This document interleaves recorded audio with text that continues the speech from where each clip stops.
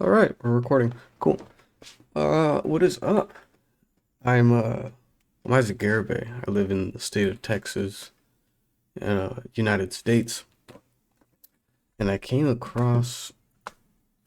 Let's just pull it up real quick. I was fortunate enough to just get recommended. I'll turn on my screen here. I was recommended this video on my little uh, recommended page, and it intrigued me very much. Um, it felt very right to see it. Um, I enjoyed it quite a bit. I'm sorry. There we go. Um, a lot of I think it was a great collection of these different examples of how I would define it to be the human will to physically represent something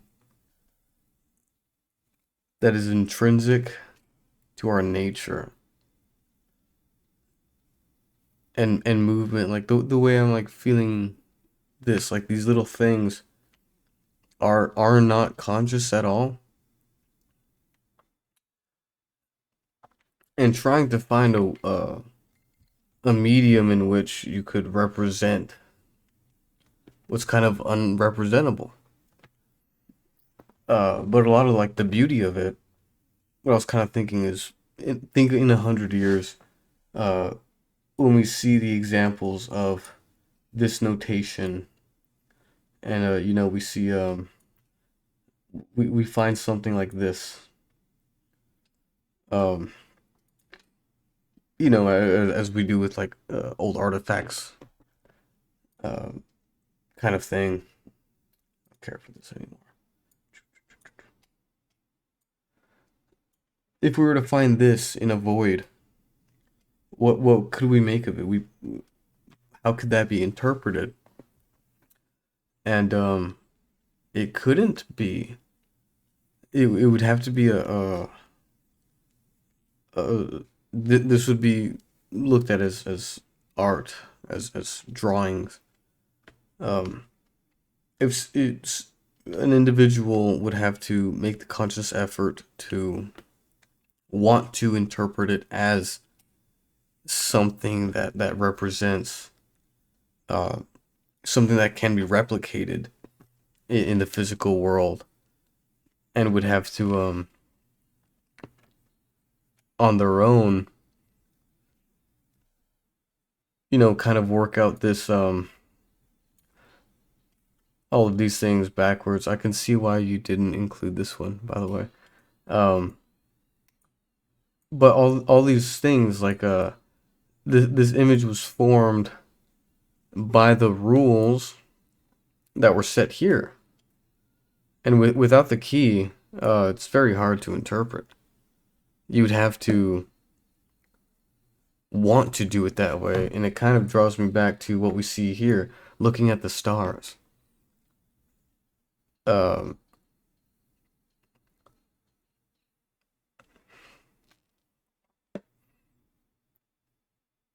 it's choosing to believe that this is not randomness, that there's significance here. And especially from this picture was obviously taken on our planet, so finding significance that this is what it looks like from our point of view, taking the brighter ones and plotting them out, and finding a way to interpret what you see. I find significance in the placement of these, but I won't get too much into that. And so we find significance in the stars, or at least Mr. this was Cage, right? Yeah. Uh, Cage found significance. And so someone in 100 years would have to find significance in what we're looking at here and want to interpret it in some way. And we get into this. I really liked your thoughts on this, um, and how you separated it from something that was natural, movement of the body that we saw here, and music. Humming. That we make music um, naturally, uh, blowing on a bottle, and it makes a note. We find significance in it, and um, speech is very, very funny. I liked what you pointed out here. The curved ship. Um, After doing a little bit of internet stalking, I see that you're based in Germany, and you did mention that you can form these words that aren't exactly clearly defined, but it's in taking the roots of both parts and kind of like knowing as a fellowship with a fellow German speaker that they'll understand the connotation. The word makes sense. Uh, one of my favorites would probably have to be like a Weltschmerz. You would have to like explain that concept in English, but it makes perfect sense. And there's some words that we just borrow in English.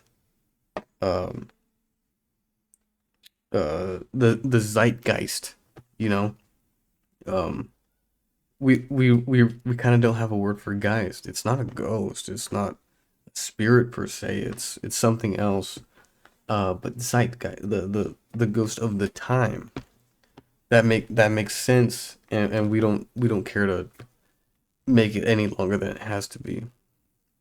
It's uh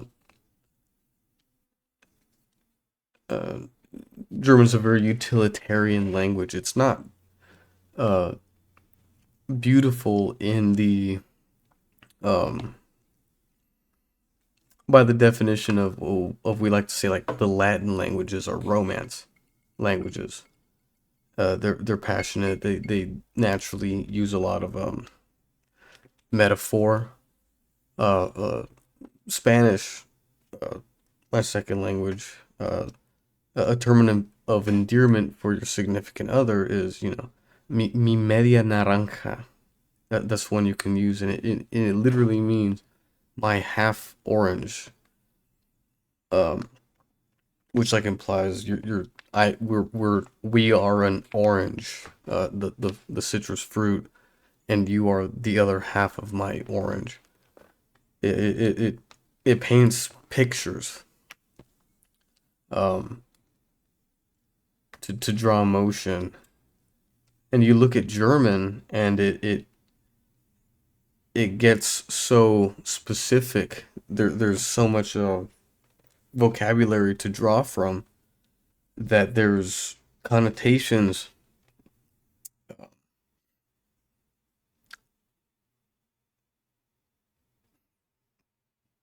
These different words that can mean the same thing are granted connotation that can be. Oh no, my microphone failed me.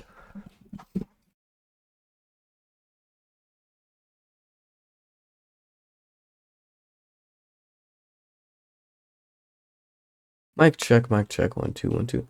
All right, I think that. All right, my apologies. There's connotations you get to draw on.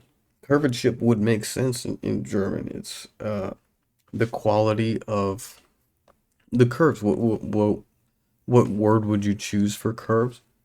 Uh, the humanness, the form. It would make sense, and it's a little jarring as an English speaker to be like, oh, that's not a word. What is that supposed to mean? Um,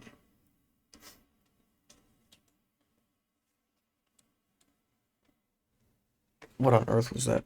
Um, it's That's the beauty. German is a beautiful language because you can express. Uh, you were talking about language is formed. It's brought into existence. You have to be trained. It's not natural, as is movement or uh, music. It's taught. There is a structure to it that we've developed rules that are taught, and there's already a notation. It's just language. I really thought you were gonna bring up the phonetic chart. Is that what I'm thinking of? Maybe phonetic alphabet.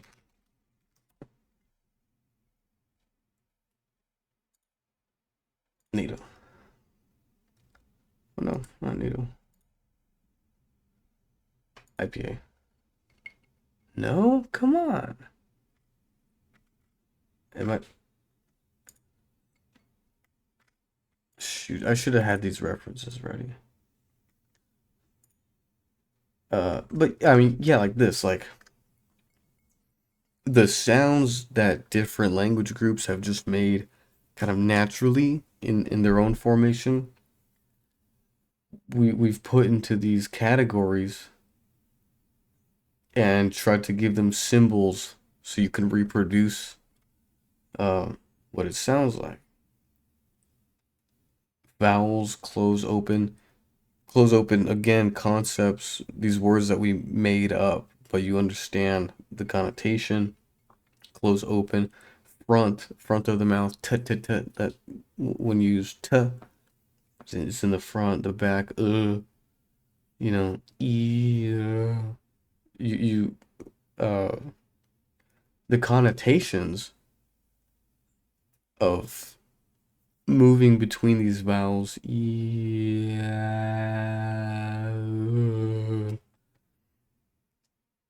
The front and back doesn't like make sense, but it does. It works. And it works off of our understanding of what we've been trained they mean. And so this is a very rigid, or tries to be, um, clearly defines what each sound is. And this is an interesting, this kind of plays on, you were talking about the way the brain wants to interpret something. It feels there's a message here. Do I look for, I need a pause here, but then this was leading off of another sentence. Why is the I capitalized? Why is the E capitalized? Kiss her, colon, hands. We'll see this a lot, like ratio, that there's a comparison. Why did he choose to do that? Um, as me as you didn't finish your sentence. It does like kind of like um as you said, like stimulate. You said do you say tingling? Um, vibrates your head.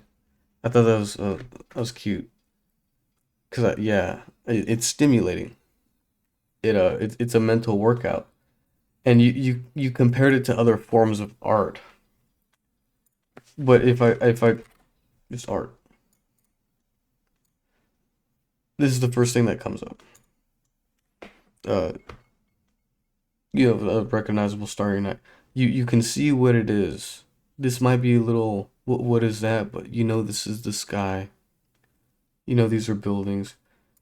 But for other kinds of like physical art, there's no like you recognize what that is. This is a woman. She has her arms crossed. You can define these things. Uh, you'd have to draw your own meaning from it. Uh, what it evokes in you.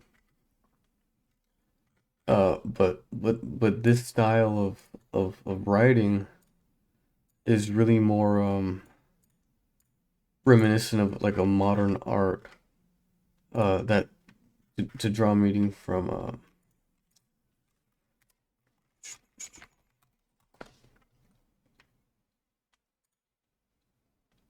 Really?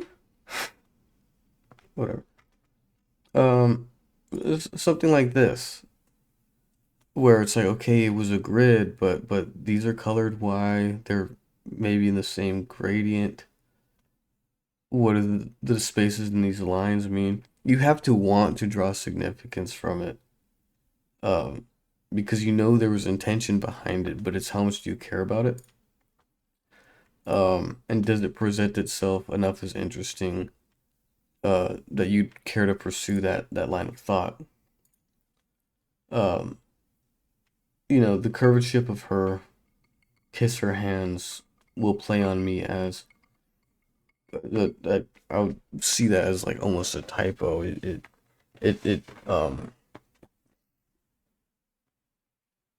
A lot of the message is carried on connotation or the imagery it draws. Curvature of her, the human nature, um, beauty, the human beauty of her. I kiss her hands will play on me as it's kind of like lingering. We'll see how that goes. Um, will play on me. Will she occupies my mind. And this one's cool. The word cadence I would have used is clearly defines the cadence under a locomotive spouting violets.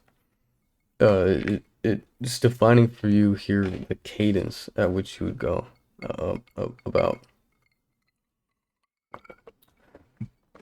I wish you had used the word technique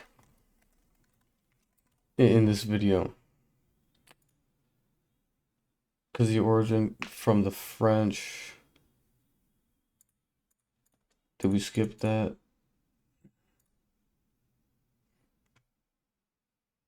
Uh,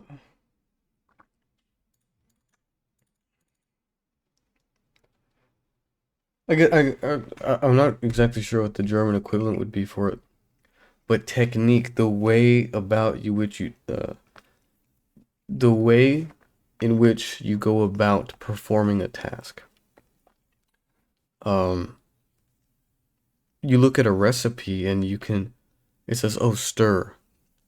Um, but there's technique involved where do you scrape the bottom of the pan, to avoid the bottom getting cooked? Do you allow it to solidify on the bottom of the pan to create some sort of barrier? Um, you didn't exactly specify, maybe for some it's implied, oh, I know I'm supposed to use like a wooden spoon for this. Um, there's all these elements of what I would call technique that these gentlemen were trying to capture. Finding significance in randomness, choosing to believe that there's significance there, and over here trying to specify as much as possible elements of technique. You know, maybe part of this dance, instead of moving the hand, finger, it's choosing how specific do you want to get. What does their face look like while they're doing this? Because I could have a very emotionless face, but be doing very um. Come on, Graph, don't fail me now. Uh, very strong uh movement. Uh, clearly intentional, not as graceful, but maybe my face doesn't look like that. There's so many things that um would be extremely difficult to capture, and there's a beauty in trying to capture this, because in 100 years is there going to be video talking about how to move, how does this dance go? Um, Luckily we've preserved the Western music notation for long enough that those rules are very clearly defined. But if someone who had never seen such a thing came upon it, be able to um, figure it out on their own. Maybe not, but they have to choose to believe like, oh, this isn't like a pretty picture. There's a reason. I hope we don't have comments coming in. That's fine. Um, Part two. I liked your video. That's why I'm kind of like doing this bit. This is not. This is not. I live in America. There's always cops because there's always crime. I wanted to bring up this gentleman.